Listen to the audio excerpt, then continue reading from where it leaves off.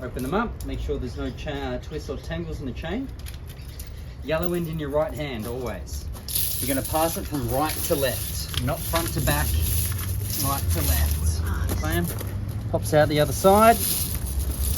Then we take the blue hoop and we're going to draw it up the back of the tyre and we're going to click in each end, okay?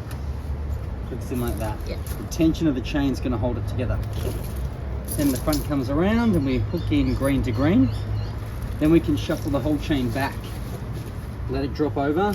And you want yours just above the rim line here. Then the bottom will come round. Go a little bit further. This pulls in like this.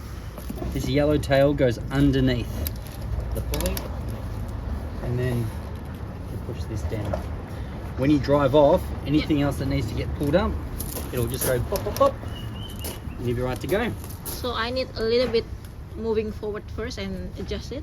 It automatically adjusts. Oh, okay. Yeah, that's what this...